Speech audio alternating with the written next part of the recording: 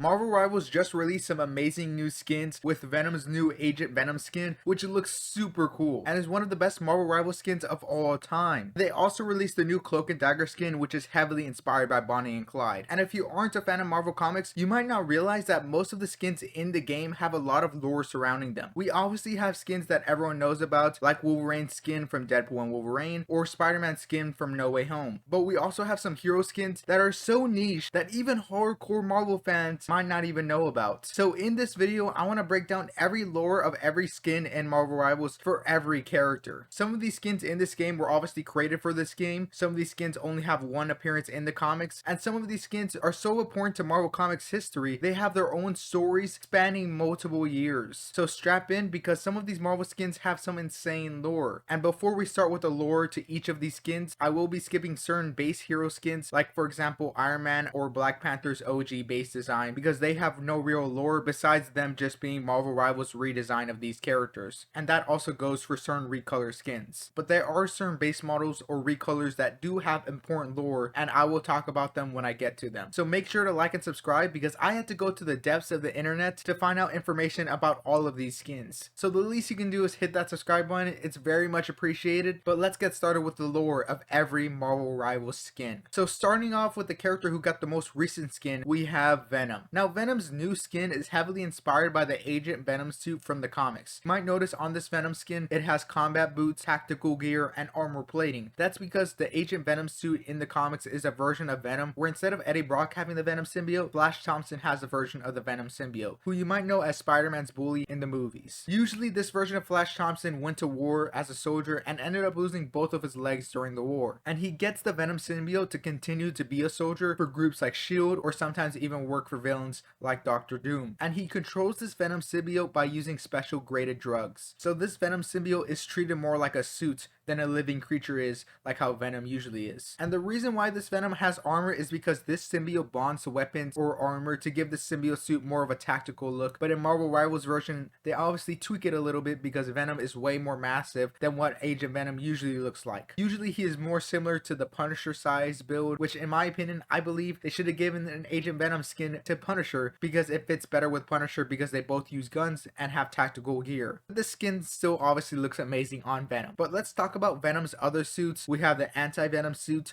which is a version of Venom where Mr. Negative inverts the symbiote, creating a new version of Venom called Anti-Venom, which are both completely different characters in the comics. Then we have the blue suit, which is supposed to be the more comic accurate suit, which back in the day, Venom was oftentimes drawn to be blue, but had black shading that made everyone think it was a black symbiote, until eventually they changed it to where Venom is actually just a black symbiote. Then we have the Space Knight suit, which is a version of Venom where once again Flash Thompson gets a symbiote and joins the Guardians in space and does space adventures. Now that we finished with all of Venom's skins, let's talk about his rival skins, the Amazing Spider-Man. Now Spider-Man of course has his No Way Home skin, which is otherwise known as the Iron Spider-Man skin, which was gifted to him by Iron Man and has insane tech. And in the comics it's the same thing, it's made by Iron Man but has a different look from what it looks like in the movies, which I prefer the comic version, but the movie version feels more like Spider-Man by the way it looks. Then we have both the Chasm and the Scarlet Spider-Man skin, which are both clone versions of Spider-Man who eventually become their own versions of Spider-Man with their own individual suits. And to explain why they're clone versions of Spider-Man would be an hour-long video, so I'll keep it pretty short for the sake of this runtime. But there were clones created in the Spider-Man clone saga, which was a very controversial era of Spider-Man comics, because a lot of people do not like that comic era. Then the next suit Spider-Man has is the PS4 Spider-Man skin, which is a Spider-Man suit created by Dr. Octopus, and is supposed to be an upgraded suit over his original. Next we have the Spider-Man Punk suit, which has changed over the years for what the lore is, with the versions like Spider-Verse, but usually Spider-Punk is a homeless teenager who lives in a dystopian wasteland and gets bitten by a radioactive spider and becomes Spider-Punk. And he also is usually British for some reason.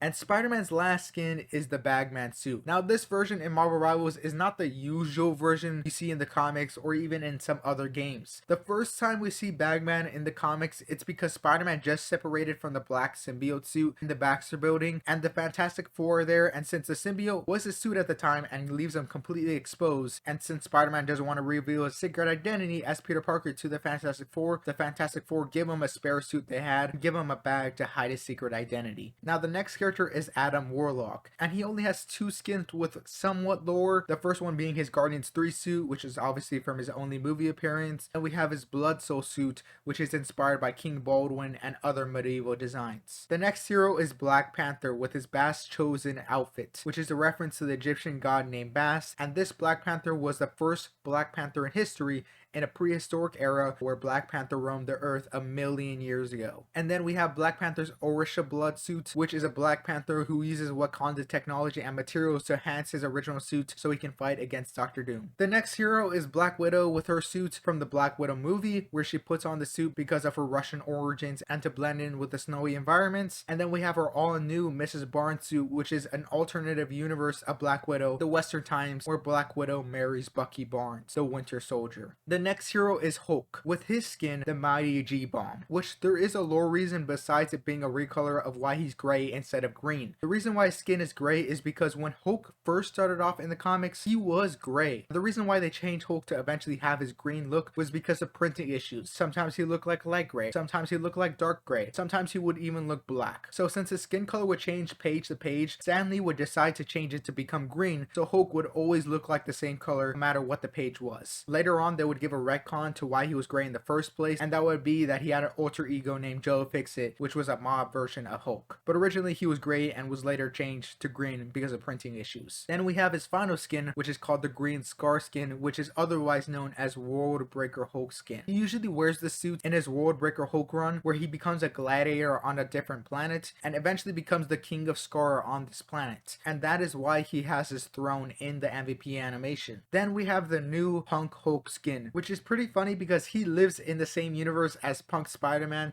That's why they look so similar. Now the next hero we have is Captain America with his base skin, which is actually a different version of Captain America from the future. So this version of Captain America is kind of like Captain America 2099. That's why he has all this tech as his base design. But for his other suits, we have Infinity War suit, which is obviously from the Avengers movie, where he becomes an enemy of the US government. That's why he has a star symbol removed from his suit, since the US and Captain America see differently on political issues. And Captain America's final skin is the Captain Gladiator skin, where Captain America goes to Battle World, a world where he fights some of the best fighters in the universe and is put into a gladiator match, which is the same gladiator match Hulk was put in at one point. Now the next hero is Doctor Strange with his God skin, which is a version where Loki actually becomes a Sorcerer Supreme and kind of looks like Jesus. God Strange in the comics doesn't look like anything like he does in the Rivals version except for the color scheme of God Strange. Next we have the Sorcerer Supreme of the Galaxy, which is a version of Doctor Strange where he seeks answers to certain questions he has in the storyline and goes to space to seek out the answers. And then finally we have the Master Black skin, which is a very niche pool from the 50s where Strange learns some dark spells and wears a darker cape to match this theme of him learning dark arts. The next hero we have is Groot with obviously his Guardians movie skin, which is actually an offspring of the original Groot from the movies. So this version of Groot is not actually the real Groot. This version of Groot is actually the son of the original Groot. Then we have the new Carved Traveler skin, which even though they reference it as the Rocket and Groot #1 skin, they definitely added a lot of details to that skin, and the reason why they reference the comic version as it being its inspiration is because the head of the comic and the head of this group kind of have the same model. Next up we have Hawkeye with his free fall costume, which is more of a modern costume he has in the comics. I would say it's a comic accurate suit, but his original comic accurate suit in the 90s looked very different from his comic suits nowadays. Next we got Hela. Now Hela's Goddess of Death costume is an older suit that would sometimes be used as her main design in older comics, and it can be classified as the design Hela used to look like before she got all the antennas and crazy stuff that we see nowadays with Hela. Then we have Hela's ultimate suit. If you thought Malice's suit was a bit risque, then you haven't seen Hela's ultimate comic costume. This version of Hela is from an alternate universe where she's definitely wearing a lot of revealing clothing. And this version of Hela actually had a son with Thor at one point. So, you know, kind of weird. But moving on, we have Human Torch with his negative gladiator suit, which is a version of Human Torch who goes to the negative zone and fights Annihilus and his army and gets revived multiple times. But him being revived and being resurrected and fighting Annihilus leaves his body scarred. That's why he looks disfigured in this suit. Then we have his alternative color, which is the First Family suit, supposed to be a reference to how he looks like in the original comics with his blue suit. Next we have Invisible Woman with her Malice suit. Now Malice is the dark side of Invisible Woman that is brought brought to life by the villain named Psycho Man. Pretty much just the evil version of Invisible Woman, to put it shortly. And obviously in the comics, it's definitely a lot more revealing than how it looks in Marvel Rivals. Then we have her wedding skin, which is self-explanatory, and then we finally have her first family skin, which is obviously a reference to the original Blue Suits, just like all the other Fantastic Four members. The next hero we have is Immortal Iron Fist. Now first off, I have to point out this is obviously Lin Lee Iron Fist, which is not Danny Rand, which is the version most people know Iron Fist as. And how Iron Fist works is that Iron Fist is a title that is passed down from generations to generations, and Lin Lee is just another Iron Fist down the line. Then we have Iron Fist's other skin, which is Swordmaster, which is the superhero Lin Lee was originally before he became Iron Fist. It's kind of like how Kid Flash eventually becomes like the Flash. So this is just the version of the superhero Lin Lee was before he became Iron Fist. Next hero we have up is Iron Man. Now Iron Man, of course, has his Avengers Endgame suit from the Avengers Endgame movie. That's kind of self-explanatory. Then he has his alternative color suit with Model 42 suit, which is a suit made with the help of Rocket's technology and uses unique materials and is mainly used in space for research. Then we have Iron Man's Superior Iron Man skin, which is a version of Iron Man who became a villain due to magic making him a villain, to magic altering his personality, and when that spell was reversed, he stayed evil because the evil persona completely corrupted Tony Stark. This Superior Iron Man skin is actually a symbiote suit that is fused in his bloodstream, similar to how Venom symbiote works. And this version of Iron Man is on demon timing during his comic run, doing things like creating apps that allows everyone to become the perfect versions of themselves, but have to pay $100 per day after he gave everyone a free sample to get them addicted to it. So this version of Iron Man is truly a greedy businessman with a genius level IQ and insane resources. Now the next hero up is the menace himself, Jeff the Land Shark. Now his skins are pretty simple since his comics are also super simple and are made for goofs and gaffs. The winter skin is from a comic where he goes out on a snow day. His adopted Avenger recolor skin is actually a reference to how in the comics he's actually a gray shark in the comics, and it's called Adopted Avenger because Jeff is often taken care of by the West Coast Avengers, and these Avengers take turns watching over Jeff, kind of like how they're babysitting a dog. And his final skin is his Incognito Dolphin skin, which is a story where Jeff wants to go swimming, but since everyone's afraid of sharks, he disguises himself as a dolphin because everyone loves dolphins, so he can swim with other people. Now the next character up is the villain Loki, who has the Frost Giant skin, which is a reference to how sometimes Loki is an adopted son of Odin that he got from the Frost Giants. Then we have Loki's season 2 skin, which is obviously from Loki season 2, where he holds the entire timeline together. And Loki's final skin is the Old Butcher skin, which has some insane lore, where this version of Loki gets the Necro Sword, which is a sword that can slay gods and is made out of living abyss, and is also kind of known as the Venom Sword. And how Loki gets the sword is by defeating the living planet known as Ego, who was the current wielder of the sword at the time. And how he gets the sword from Ego is by pretending to be a worm